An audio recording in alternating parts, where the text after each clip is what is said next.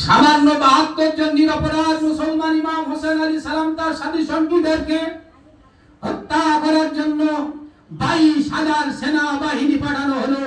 আর ২২,০০০-এর মধ্যে ৭,০০০ হাফেজ কোরআন ছিল, ৫,০০০ আলেম মুফতি ছিল, আর সব বড় বড় দাড়ি টুপি আলখাল্লা বড় জামাওয়ালা হাজি গাজী মাওলানা ছিল, নামাজি ছিল, যাদের দায়িত্ব ছিল ইমাম হোসেন আলী সালাম তার আহলে বায়াতের বাঁচানোর দায়িত্ব।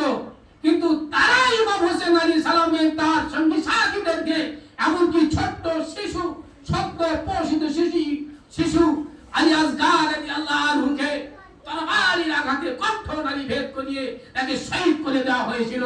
ছোট্ট শিশুদেরকেও ওই জিহাদের ময়দানে রেহাই দেওয়া হয়নি। যাদের দায়িত্বে ছিল ইমাম হোসেন তার আহলে বায়াতের বাঁচানো, সেই আলেম হাফেজ কারি মুফতি নাই ইমাম হোসেন আলী সালাম আর সাধারণ মুসলমানদের হত্যা করেছে।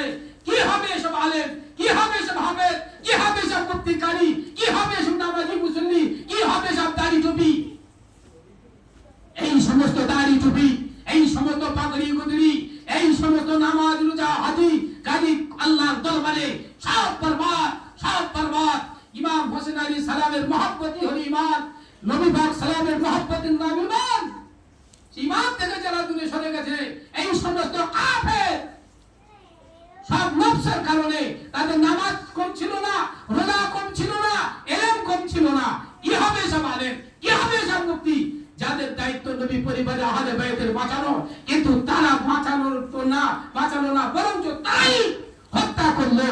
এসব আলেম সমাজে ভরে গেছে, এসব মুফতি সমাজে ভরে গেছে, কৌশলে আমাদের ঈমানকে কুরবানি করছে। সেদিন ডাইরেক্ট কুরবানি করেছিল, এখন আর পারতেছে না, কারণ এখন কারবালা নেই। তাই ভিতরে ভিতরে কারবালা শুরু করে যারা হকের উপরে আছে, যারা সত্যের উপরে আছে, যারা কুরআন ও সুন্নাহর উপরে আছে, যারা আল্লাহ রাসূলের মহব্বতের মধ্যে রয়েছে, তাদের বিরুদ্ধে এরা নানান রকম প্রতিনিয়ত হিংসা বিদ্বেষ আর নানান রকম চক্রান্ত ছড়িয়ে এই আল্লাহ ওয়ালা দলকে ধ্বংস করার নাই তারাই নেমেছে। আল্লাহ সকলকে হেফাজত করেন, হেদায়েত করে। নামাজ হবে।